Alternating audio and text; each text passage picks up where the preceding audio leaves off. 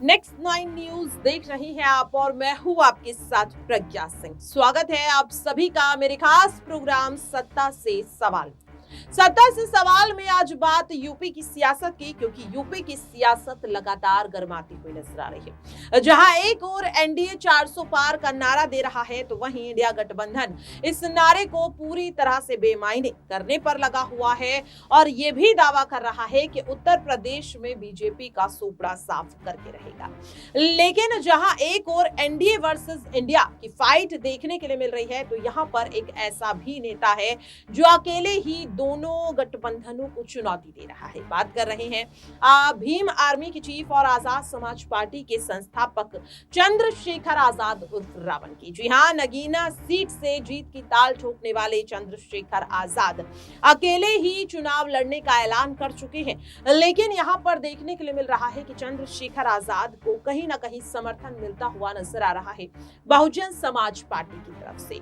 इसकी कई वजह है और यहां पर आपको वो भी बताएंगे, लेकिन सबसे पहले आपको सुनवाते हैं चंद्रशेखर आजाद का वो बयान जो चंद्रशेखर आजाद ने दिया था बीते 21 मार्च को, जब वे नगीना लोकसभा सीट के लिए नामांकन दाखिल करने के लिए बिजनौर कलेक्ट्रेट के ऑफिस गए थे। हालांकि नामांकन नहीं दाखिल कर पाए, लेकिन यहाँ पर एक ऐसा बयान दे डाला जिसके बाद से ही लगातार कयास लगाए जा रहे हैं कि चंद्रशेखर आजाद को बीएसपी का समर्थन मिल रहा है। सुनिए जरा। 25,000 लोग जान गई, किसी नेता को तकलीफ नहीं, ना राष्ट्रीय स्तर के, ना प्रदेश स्तर के, ना यहाँ लोकल स्तर के। मैं ही था ऐसे बिजनौर में जो रात को 10:30 बजे तक हड़ताल पे बैठा रहा, धरने में बैठा रहा कि यहाँ के लोगों की जीवन रक्षा भी करो। तो मैं तो नगीना से इस तरह प्यार करता हूँ जिस तरह से लोग अपनी माँ से प्यार करते हैं। ये वो मिट्टी है जिसने बहुत लोगों को इज्जत दी है। आपने कहा कि वो उनका निर्णय था सपा वाला भी, लेकिन सपा वाले आपके खिलाफ प्रत्याशी उतार रहे हैं, मायावती जी आपके प्रत्याशी, यानी दोनों का टारगेट आप है।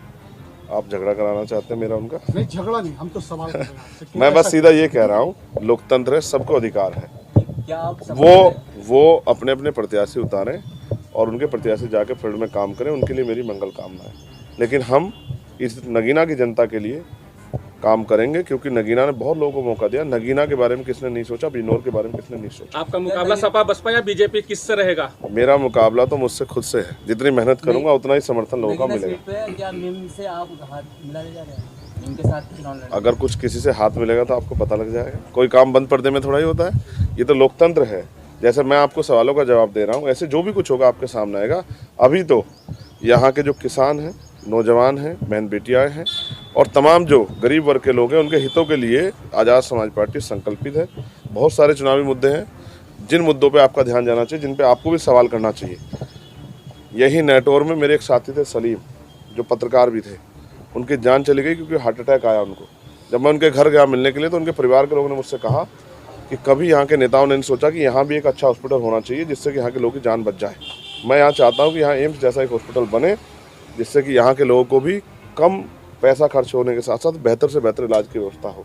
जिस तरह से रोशनाबाद हरिद्वार में उद्योग धंधे लगे हैं, भगवानपुर में उद्योग धंधे लगे हैं, लाखों नौजवानों को रोजगार मिला, बहन बेटियों को, भाइयों को, यहाँ पर भी उद्योग धंधे लगे, इनको भी रोजगार मिले। क्योंकि बिजनौर का आदमी पूरे देश में जाकर काम करता है। किसी स्टेट में चले जाओ आपको बिजनौर का आदमी मिल जाएगा। तमाम तरह से जो है किसानों की फसलों पे जाकर देखो किस तरह डाका पड़ रहा है हमारा पशुओं का, कोई पूछने वाला नहीं।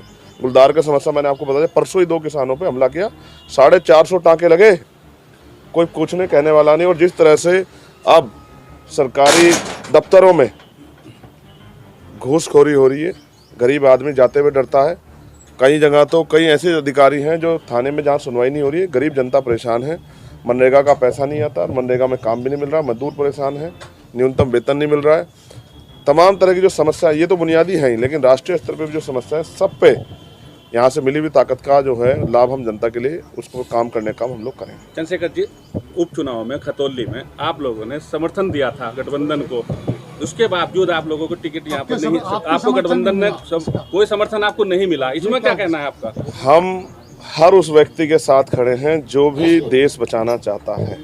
देखो, मैंने एक बात आपको स्पष्ट कर दूं, पहले दिन से मैंने कहा, क्योंकि जब मेरे ऊपर गोली चली, 4 गोली चली, किसी सदन में आपने नहीं सुना होगा किसी भी नेता ने ये कहा हो कि भाई अगर वो चाहते तो सरकार को ही घेर लेते कि भाई कानून व्यवस्था आपके यहाँ बहुत बेकार है, जितने लोगों का नेतृत्व कर रहा है उसी पे गोली चल रही है, आम आदमी का क्या होगा। तो किसी सदन में आपने नहीं सुना होगा जब मेरे जैसे व्यक्ति पे चली गोली के लिए कोई आवाज़ नहीं उठाता। अभी यहाँ रामपुर में एक दलित समाज के बच्चे को गोली मार दी पुलिस ने, उसका भेजा उड़ गया सोमेश नाम के बच्चे का, और उल्टा पुलिस ने पीड़ित महिलाओं पे मुकदमा कर दिया। किसको तकलीफ हुई? यहाँ जिस तरह से नेटोर में सलमान को गोली लगी थी, जिस तरह से महिला पहलवान बेटियों का प्रकरण हुआ था दिल्ली में, जिस तरह से किसानों का आंदोलन हुआ, किसको तकलीफ हुई? ये तकलीफ चंद्रशेखर आजाद के दिल में है, क्योंकि वो इसी वर्ग से आता है। वो एक प्राइमरी स्कूल के मास्टर का बेटा और किसान परिवार से आता है। वो गरीबों के दुख को समझता है, वो गरीबी से निकल के आया है, इसलिए इनकी लड़ाई लड़ना मेरी जिम्मेदारी। तो उन्होंने मुझे समर्थन नहीं किया, उनका धन्यवाद। देखो, अगर आदमी के रास्ते में गड्ढे ना आए तो वो कूदना कैसे सीखेगा? तो उन्होंने मुझे कूदना सिखाया, तो मैं कूदना सीख गया और अभी मैं मेहनत कर रहा हूँ। विश्वास करो, मुझे ऐसी उम्मीद नहीं थी कि इतना प्यार यहाँ की जनता देगी। जिस तरह मुझे बताया गया था कि नगीना वो धरती है जो सबको मौका देती है, उस तरह का मौका मुझे यहाँ के लोगों से प्यार और आशीर्वाद के रूप में चंद्रशेखर जी, मिला। एक आखिरी सवाल है। बदायूं में अभी एक कांड हुआ है, 2 लड़कों की गला काट कर हत्या कर दी गई है, आपका बयान उसमें नहीं आया। अब मैं फील्ड में हूँ, आपके सामने 1:30 बजे जाता हूँ, 2 बजे। नहीं, अभी आपने बुलाया ना, अब आप बताओ। मैं बिल्कुल कह रहा हूँ, कोई भी अगर अपराध करेगा तो अपराधी को सख्त से सख्त सजा मिलनी चाहिए। लेकिन आप ये तो बताओ कि ये भारतीय जनता पार्टी की सरकार देखिए, जिसमें सरेआम गले कट रहे हैं। मुख्यमंत्री तो कह रहे कानून व्यवस्था बहुत अच्छी है। मैं फिर आपको कह रहा हूँ, ये जो सरकार है ये किसी की सरकार नहीं है, ये तो चंदे और धंधे वालों की सरकार है। ये लुटेरा गैंग है जो चंदा दे दो, ठेका ले लो, और सीबीआई ईडी इनकम टैक्स पर छापा लगे, वो चंदा दे दो तो बिल्कुल पाक साफ हो जाए। ये जो भाजपा की भ्रष्टाचारी सरकार है, इसी की देन है कि आज बेरोजगारी इतनी बढ़ गई है कि नौजवान जो है भूखे मरने के लिए और सुसाइड करने के लिए किसान और नौजवान तैयार है। आप देखो, पुलिस भर्ती में पूछो ना आप कि 48 लाख बच्चों ने फार्म भरा, 400 रुपये एक बच्चे से लिए गए, 4-4, 6-6 महीने मेहनत की और पेपर लीक हो गया। मुख्यमंत्री ने क्या कहा? अरे झूठ बोलेगा कोई तो हम सजा कर देंगे, गिरफ्तार करवा देंगे। क्या हुआ? पेपर लीक हुआ नहीं हुआ, फिर आपने भर्ती क्यों कैंसिल की अगर लीक नहीं हुआ? जो पेपर नहीं संभाल सकते, उत्तर प्रदेश इतने बड़े उत्तर प्रदेश को संभाल लेंगे?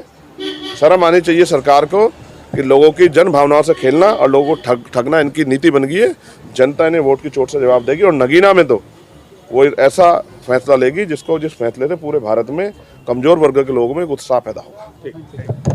देखिए, चुनाव की तैयारी के बीच से ही समय निकाल के आया हूँ। आज भी कार्यक्रम थे, लेकिन पार्टी के सीनियर लोगों ने तय किया कि आज नॉमिनेशन करना है, तो इसलिए उनकी तैयारी होगी, तो इसलिए हम लोग यहाँ नॉमिनेशन करने के लिए आ गए। यहाँ से तुरंत निकलूँगा। आज भी 17-18 प्रोग्राम है, लोगों के बीच में जाना है, लोगों से मदद की अपील करनी है। चुनावी मुद्दे क्या रहे? बहुत अच्छा माहौल है, बढ़िया जन समर्थन मिल रहा है, क्योंकि अब तक जिनको लोगों ने वोट दिया वो चुनाव के बाद कभी इनको ढूंढने नहीं मिले।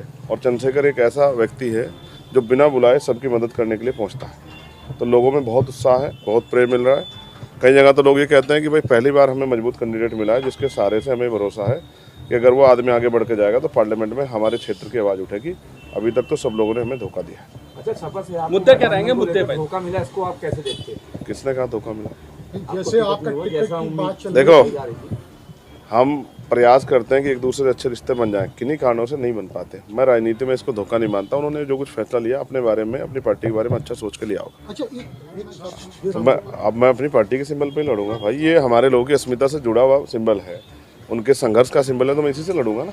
खैर, मैं उन पर कोई बात नहीं करना चाहता। उन्होंने जो फैसला लिया वो भी अच्छे लोग हैं, बहुत कुछ सोच समझ के लिया होगा और शायद यहाँ के हालात को देख के लिया होगा। अच्छा गठबंधन भाई, नगीना लोकसभा के बाहर के लोग तो आगे वोट नहीं दे सकते, तो जनता से गठबंधन हो गया और जनता में बहुत प्यार विश्वास है। यहाँ पिछले 1.5 साल से यहाँ की हर एक दीवार पे आजाद तो देखा आपने और सुना भी। दरअसल पत्रकारों द्वारा चंद्रशेखर आजाद से जब मायावती को लेकर एक सवाल पूछा जाता है तो वो मीडिया पर भड़क जाते हैं और कहते हुए नजर आते हैं कि क्या आप हम लोगों के बीच लड़ाई करवाना चाहते हैं, हमको एक दूसरे से लड़वाना चाहते हैं।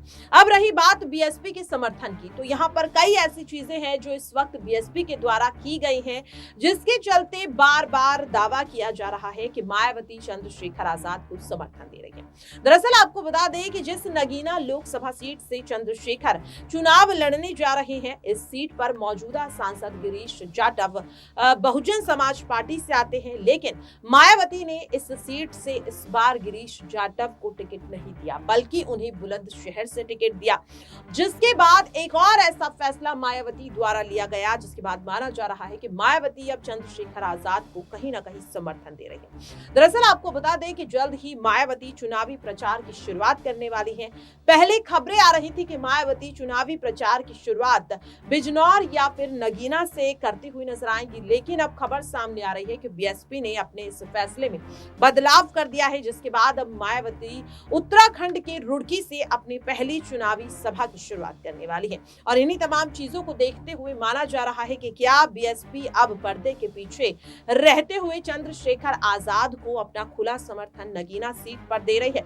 और खुला समर्थन ना देने की वजह कहीं ये तो नहीं है, क्योंकि मायावती कई बार ये साफ कर चुकी हैं कि वे अकेले चुनाव लड़ेंगे, लेकिन जिस तरीके के फैसले इस वक्त बीएसपी सुप्रीमो द्वारा लिए जा रहे हैं उन्हें देखकर तो यही लग रहा है कि नगीना सीट पर चंद्रशेखर आजाद को मायावती कहीं ना कहीं अपना समर्थन दे रही है। देखना होगा कि 19 अप्रैल को नगीना लोकसभा सीट पर मतदान होना है। क्या नगीना की जनता चंद्रशेखर आजाद पर भरोसा जताती है या फिर नहीं?